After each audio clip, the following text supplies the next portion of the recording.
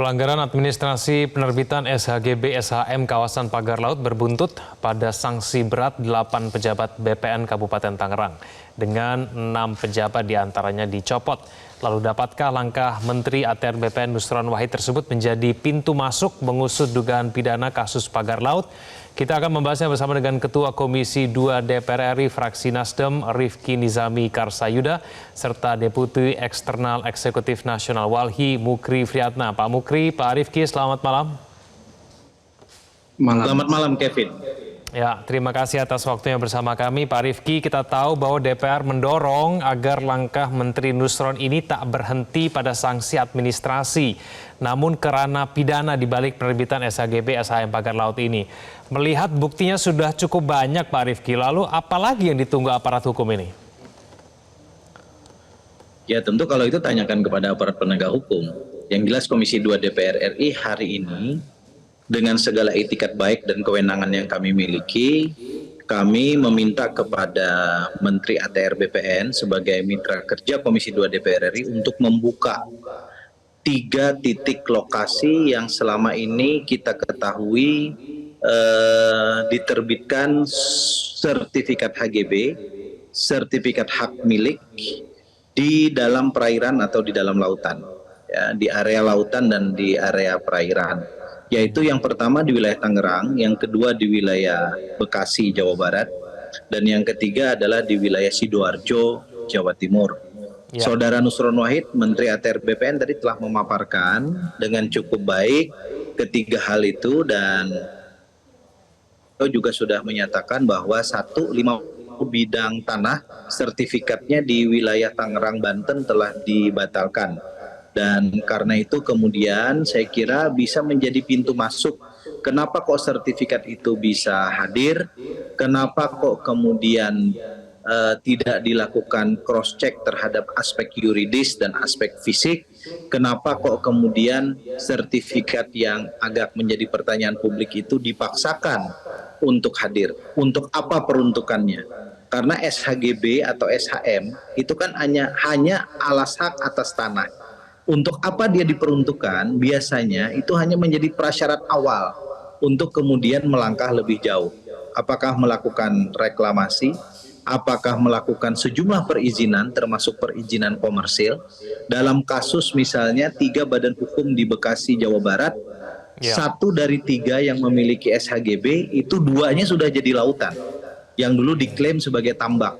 1-nya adalah wilayah perumahan yang dikembangkan oleh developer tertentu yang selama berpuluh tahun tidak pernah menjadi sorotan publik dan tidak dibatalkan. Nah, bagi Komisi 2 DPR RI, kami mengapresiasi langkah Pak Menteri untuk membatalkan sepanjang secara yuridis dan secara fisik itu memang tidak dikategorikan untuk layak mendapatkan alas hak atas tanah, baik HGB maupun SHM. Di sisi yang lain, kami meminta secara proaktif kepada Menteri ATR BPN untuk memberikan data-data terkait dengan penyelewengan kewenangan itu kepada aparat penegak hukum.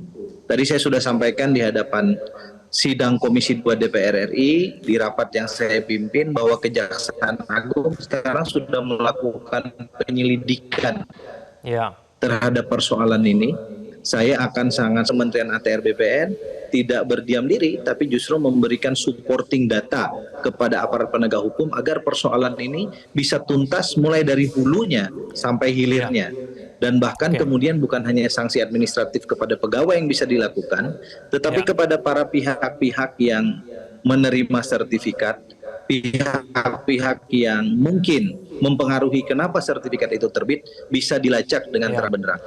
Pak Rifki, tim Realitas Metro TV menemukan temuan bahwa ada perda dari Kabupaten Tangerang yang kemudian itu mengizinkan pengembangan tata ruang itu untuk reklamasi, Pak Rifki. Itu terbitnya tahun 2011.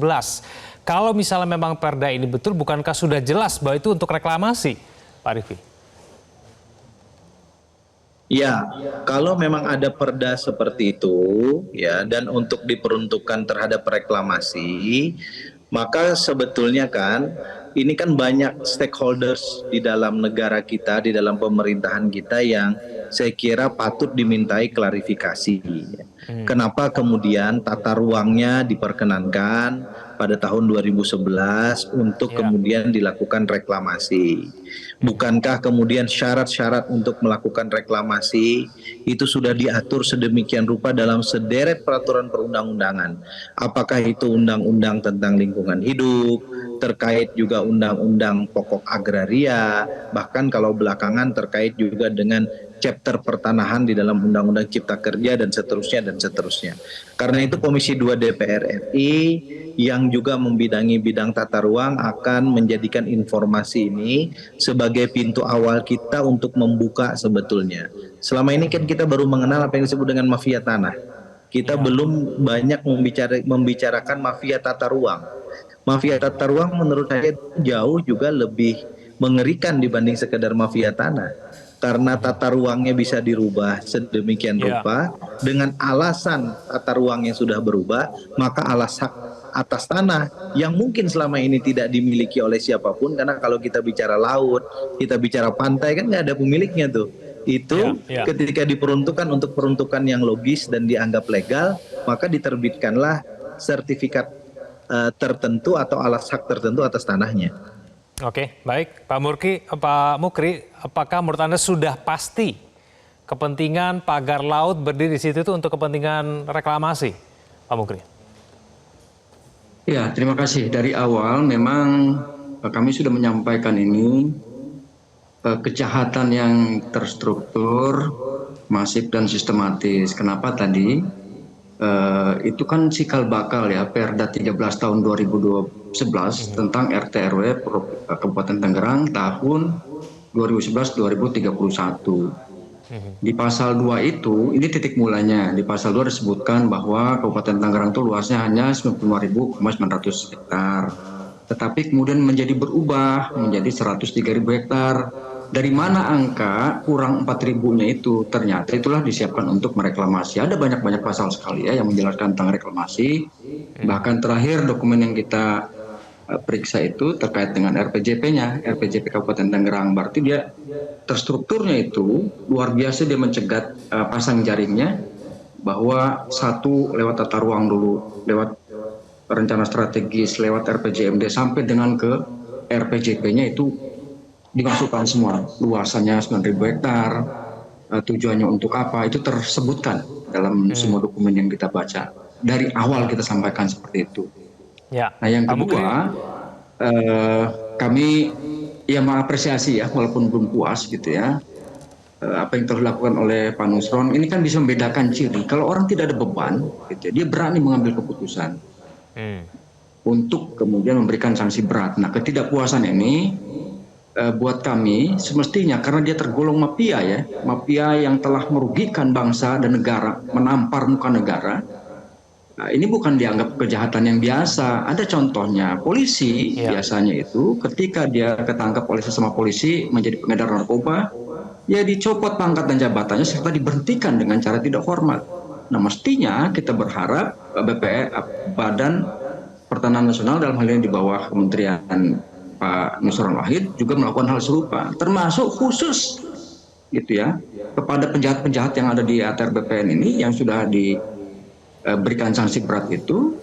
Dalam proses pidananya kami minta untuk ditaruhnya di Nusa Kambangan, jangan lagi di tempat-tempat seperti biasa, di LPP biasa. Pak Mukri, kalau misalnya memang perda itu betul adanya dan memang sudah jelas begitu untuk kepentingan reklamasi, lalu kenapa kemudian pejabat daerah begitu, baik itu Kabupaten Tangerang maupun pihak-pihak terkait, semuanya mengaku tidak tahu menau ketika ditanyakan mengenai reklamasi itu?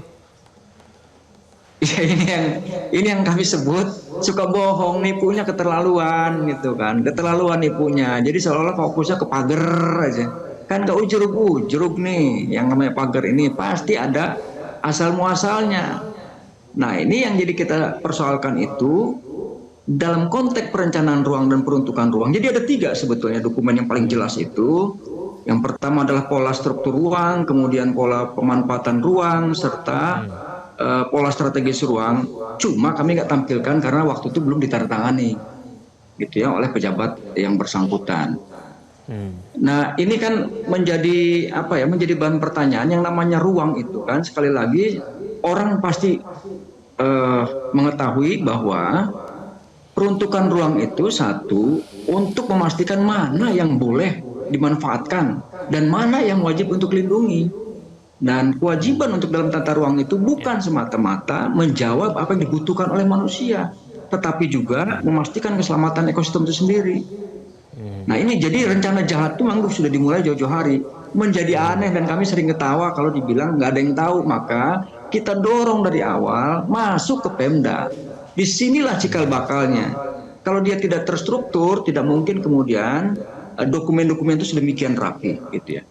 Termasuk sampai ke bawahnya nih sistematisnya itu tanah yang mengatasnamakan orang lain, kemudian mengaku lagi kalau udah ketahuan A dia akan beralibi B. Contohnya ini dulunya sawah lah, tambak lah. Kami ini bukan orang baru, terutama saya pribadi gitu ya. Saya tahu nggak ada istilah seperti itu. Contoh di pesisir pantai timur Lampung itu disebutnya tanah timbul. Tanah timbul inilah yang disebut sengketa. Kenapa? Ketika dia muncul karena terjadi pasang, dibikinlah tambak, dipasangin bambu-bambu supaya batas area. Udah jadi dijual. Jadi nggak ada cerita menetap seperti itu. Abrasi itu beda lokasinya.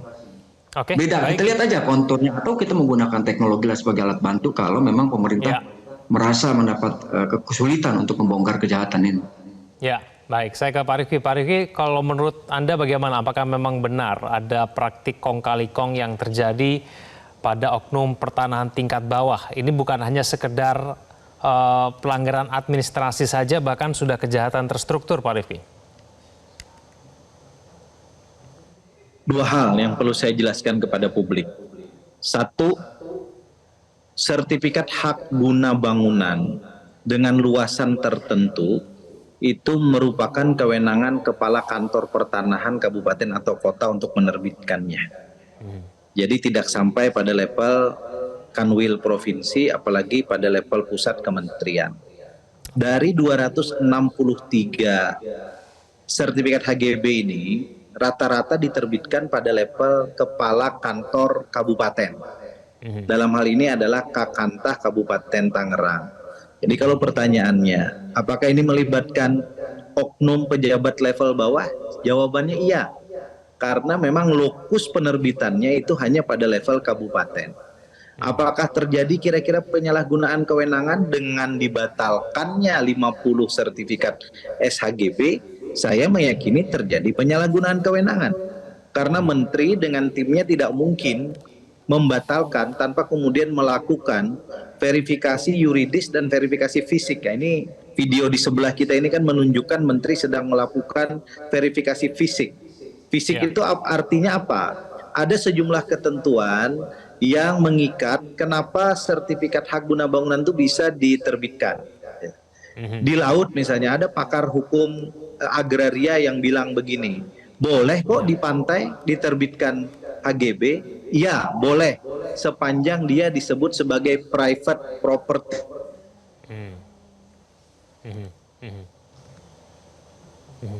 Private dalam sejumlah ketentuan peraturan perundang-undangan. Baik terkait dengan berapa jaraknya dari bibir pantai ke daratan, dan kemudian apakah areal itu dikategorikan sebagai areal komersil atau tidak, dan seterusnya dan seterusnya. Dalam kasus Tangerang yang sekarang kita bincangkan, amat sangat mungkin terjadi kong kali kong, penyalahgunaan kewenangan, bahkan amat sangat mungkin beraroma pelanggaran pidana. Apakah itu suap menyuap, apakah itu perilaku pejabat negara yang merugikan keuangan negara, dan seterusnya dan seterusnya. Karena itu kami mendorong aparat penegak hukum, dalam hal ini Kejaksaan Agung yang sekarang sedang bekerja untuk melakukan ini, dan kami mengapresiasi Pak Menteri Nusron Wahid untuk menjadikan ini sebagai pintu masuk berbagai macam penyelidikan yang tadi kita bicarakan, karena beliau telah membatalkan 50 bidang tanah di perairan Kabupaten Tangerang tersebut. Oke, baik. Kita tunggu gerak cepat dari Kejaksaan maupun Polda Metro Jaya bersama dengan KPK dalam menyelidiki kasus ini. Pak Rifki, Pak Mukri, terima kasih sudah bergabung sama kami di Prime Time News. Selamat malam. Jelajahi cara baru mendapatkan informasi. Download Metro TV Extend sekarang.